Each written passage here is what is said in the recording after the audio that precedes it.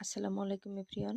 যারা প্রাথমিক বিদ্যালয়ের প্রধান শিক্ষক ও সহকারী শিক্ষকের গণিত বিষয়ের প্রস্তুতি নিচ্ছেন, তো আমিও প্রস্তুতি নিচ্ছি। তাই আজকে যখন আমি অঙ্ক করতে গেলাম, তো এই সরল মুনাফার চ্যাপ্টার করতে গিয়ে যে নতুন একটা আম প্রশ্ন পেলাম, যেটা আমার কাছে একটু আনকমন লাগলো, তাই ভাবলাম শেয়ার করি আপনাদের সাথে।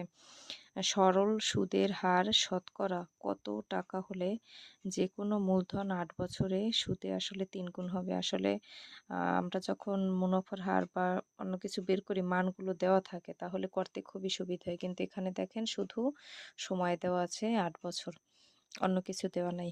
তাই ভাবলাম একটু এখানে আসল পি, মানে এটা ধরে নিছি ১০০, তারপর মুনাফা আসল আমরা জানি অ্যামাউন্টের ৩ গুণ বলছে যে সুদে আসলে ৩ গুণ হবে। তো সুদে আসলে ৩ গুণ হলে ১০০ দিয়ে ৩ গুণ করলে ৩০০ হয়।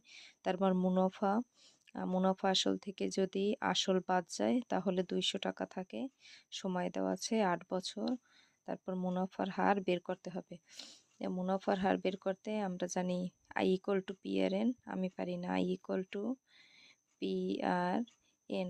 তাই এখানে R = I/PN হয়। কিন্তু মুনাফার হার বের করতে গেলে আসলে উপরে ১০০% ১০০ গুণ করতে হয়, কারণ এখানে টাকার অঙ্কটা থাকে না, পার্সেন্ট এসে পড়ে। তাই এভাবে I গুণ ১০০ মান বসাইছি, তাহলে এটা কাটাকাটি করলে ৮, ২৫, ২৫%। এভাবে ধরে করলে, প্র্যাকটিস করলে খুবই সহজ হয়।